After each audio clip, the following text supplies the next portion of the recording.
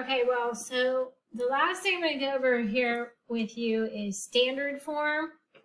And standard form, I'm going to skip through this. This is what standard form looks like. So we did slope-intercept form, y equals mx plus b. You need a slope and you need a y-intercept.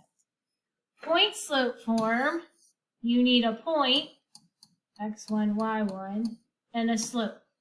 Now, standard form means you need an equation. Need equation first. You can't just write an equation. You have to have an equation. Like slope and intercept form, we gave you a slope, I gave you an intercept. Point slope form, I gave you a point and a slope. You need an actual equation to transform things into standard form. X and Y have to be on the same side. A and B are coefficients, those are numbers. C is a number by itself, that's called a constant term on the other side. There can be no fractions, we talked about that. And the leading coefficient, that's that number in front, must be positive. I'm going to check to make sure you can hear me. I'm going to pause for a second. Okay, you could hear me, so I'm going to keep on going. So the directions for these ones are write the equation of the line in standard form. So if you look at 1, 2, and 3, I'm not giving you information. I'm giving you an actual equation. And our goal is to get them in standard form. Standard form means x and y is on the same side, numbers on the other side by itself, leading coefficient is positive, and there are no fractions. So when we look at number 1, the first thing we say is x and y on the same side. It is not. To get x and y on the same side, we have to add 2x. So when you add 2x to both sides, the equation becomes 2x plus y equals -7. X and y is on the same side. Is the number by itself on the right side? Yes. Is the leading coefficient positive? Yes. Are there any fractions? No. That means this equation is in standard form. Done. We come to number 2. The first thing I like to ask myself is x and y on the same side. No, it is not. So to get x and y on the same side, there's a couple of different things you can do, but I'm going to start by adding 8 to move it to the right. That's 2x. Actually, you know what? I'm going to go backwards. I think we did this differently in class, and this would be a better way to show you something. To get x and y on the same side, I can simply move the x to the right side. To move the x to the right side, I subtract 2x. Now, sometimes people think you can't have the x on the right side, but you can.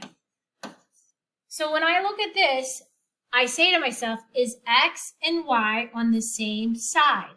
It is. It's okay if it's on the right side. Is the number by itself on the other side? Yes. Then you say, is the leading coefficient positive? What do I mean by leading coefficient? The leading coefficient is always the x term.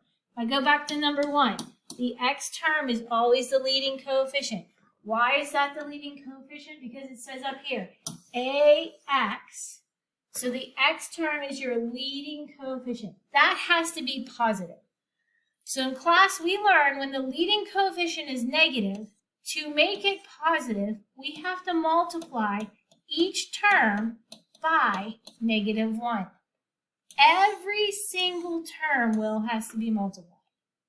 So this becomes positive 8, positive 2x minus 3y. That is standard form because x and y is on the same side, the number's on the other side by itself, the leading coefficient is positive, and there are no fractions. Okay? One more. Number 3. Is x and y on the same side? No. To get x and y on the same side, I'm going to subtract 3/4 x on both sides. This becomes -3/4 x plus y equals +2. Is x and y on the same side? Yes. Is the leading coefficient positive? No. And we have a fraction. So we have to get rid of that negative. And we know to multiply by a -1 to get rid of a negative. But to get rid of a fraction, you have to know the least common denominator. Well, then there's only one fraction. The least common denominator is what that denominator number is. There's only one fraction here. So the least common denominator is 4. But we have to multiply each of these by -4 because we want that leading coefficient to be positive. So if I multiply -4 times -3/4, we get +3. -4 times y is -4y. And -4 times 2 is -8.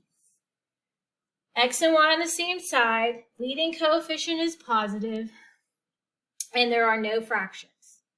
So I'm going to do one more problem with you to show you how to do all three forms, because this was just write it in standard form. So let me turn this over to the back. Okay, so the directions on number 5, this is the last one I'm going to do. The directions on number 5 were to write the equational line in all three forms: slope-intercept, point-slope, and standard. So to write any form of those equations, point-slope or slope-intercept, you need a slope. It goes back to that flow chart. Let me refer to it real quick. Do you know the slope? This is where we're starting. Do I know the slope?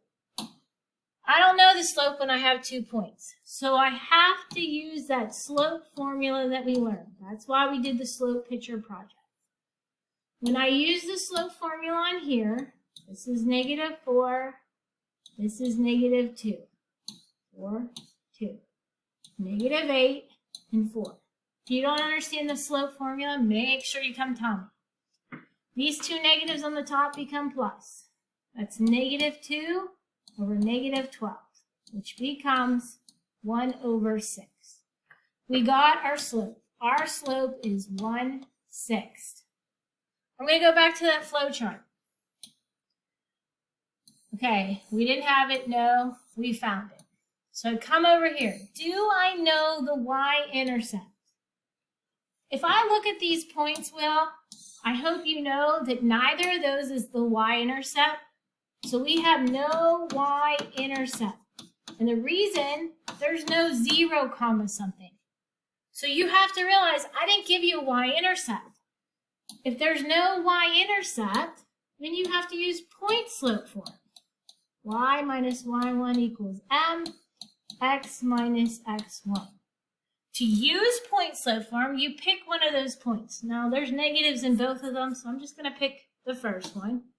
4, -2, and I'm going to use my slope of 1/6. Point-slope has a point and a slope. So I'm going to take those two pieces of information. Y minus -2 equals 1/6 x minus 4. All right, that's called point slope, but in Mrs. Warren's eyes, that is ugly. I hope you know why that's ugly. That is ugly because there's these 2 minuses here. So I have to make this plus. And then in class, I put a PS over here. Remember, that's for point slope. So we learned if it's in point slope, to get it into slope intercept, you distribute. So I'm going to have y plus 2 equals 1/6x. 1/6 times -4 is -2/3. That's still not in slope intercept form. So I'm going to subtract 2 on both sides.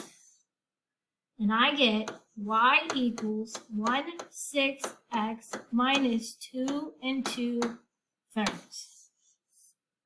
Now that's called slope intercept. That's in y equals mx plus b. I'm going to write this over here so I have some room. So the last thing would be to make this be in standard form, which I just reviewed with you at the beginning. Now, standard form says you first have to get x and y on the same side. So I'm going to subtract 1/6x, 1/6x. I get negative 1/6x plus y equals negative 2 2/3. X and y is on the same side. The leading coefficient has to be positive, which in this case it's a negative. And I can't have any fractions. So I have two fractions here. And I have negative. So I have to multiply by a negative something, which means you need to know the LCD, the lowest common denominator of the number 6 and the number 3. That means the smallest number that 3 and 6 will both divide into. And that number is 6. 3 goes into 6, 6 goes into 6. Now remember, you have to multiply every single one. So negative 6 times negative 1/6 is x. Negative 6 times y is negative 6y. Oh, I gotta think here. That's really negative 8/3. So negative 8/3 times negative 6/1, and you could use a calculator if needed. That would be positive 16. And that is called standard form. So hopefully this little lesson gives you more insight. I would like to go over that chart with you again, but I've attached like a practice sheet to the email I'm going to send out that has 6 different problems where it asks you to either write it in slope-intercept or point slope, and the answers will be on the back. So if we need to still work on this, we still work on this. You let me know. If you don't understand something, just tell me, and I will try to explain it a different way, but I hope this makes a little more sense to you. All right?